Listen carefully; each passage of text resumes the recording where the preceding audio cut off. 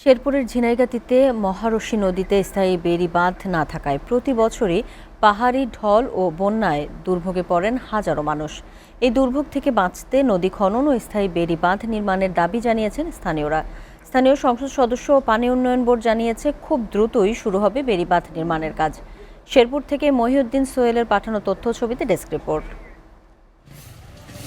ভারতের মেঘালয় থেকে নেমে আসা মহারশী নদী ঝিনাইগাতী উপজেলা সদর অতিক্রম করেছে। দীর্ঘদিন খনন না হওয়া নদী হারিয়েছে প্রাণ, সংকুচিত হয়েছে নদীর প্রবাহ। ফলে সামান্য পাহাড়ি ঢলেই প্লাবিত হয় ঝিনাইগাতী সদর বাজার, সড়ক, দোকানপাট ও আশেপাশের নিম্নাঞ্চল। চলতি বছরেও ১৩ মে ও ১৩ জুন ২ দফা পাহাড়ি ঢলে মহারশী নদীর বিভিন্ন স্থানে বাঁধ ভেঙে সহায় সম্বল হারিয়ে নিঃস্ব হয়েছে অনেক পরিবার। এখনও ঝুঁকিতে রয়েছে বেশ কিছু এলাকার বাড়িঘর, শিক্ষা প্রতিষ্ঠান ও বিস্তীর্ণ জনপদ।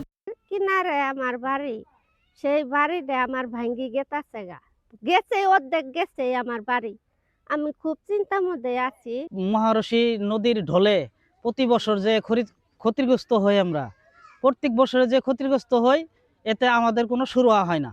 আমার আর কোনো বাড়ি ভিডিও নেই, আর বন্ধ ২-১ কাঠা জমিও।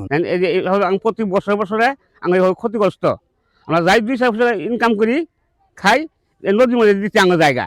এই যে দেখেন একটা করে বস্তা দিয়ে দিছে, এই যে এখনই ফাট দিছে, আমরা কত ভাত দিয়ে মাটি কাটি এই বস্তা কিনে আমরা রক্ষা করতেছি। বছরের পর বছর আশ্বাস মিললেও হয়নি স্থায়ী কোনো সমাধান। নদী খনন, অবৈধ দখল উচ্ছেদ এবং টেকসই বেড়ি বাঁধ নির্মাণই পারে এই দুর্ভোগ থেকে মুক্তি দিতে। গত এক দশকে ঝিনাইগাতী উপজেলার মহারশী নদীর বাঁধ ভেঙে অন্তত ৪-৫০০ মানুষের ঘরবাড়ি বিলীন হয়ে গিয়েছে। এই এক দশকে ঝিনাইগাতী বাজারে কমপক্ষে ৫ বার বন্যার পানি এসে বাজারের ব্যবসা প্রতিষ্ঠান নিমজ্জিত করে। ফলে আমরা ব্যবসায়ীরা ব্যাপকভাবে ক্ষয়ক্ষতির সম্মুখীন হই প্রত্যেক বছরেই। দীর্ঘদিনের এই সংকট থেকে মুক্তি পেতে উদ্যোগ নেওয়া হয়েছে বলে জানান পানি উন্নয়ন বোর্ডের এই কর্মকর্তা। সাম্প্রতিক সময়ে আমরা মহারশী নদী নিয়ে একটা বৃহৎ পরিকল্পনা হাতে নিচ্ছি।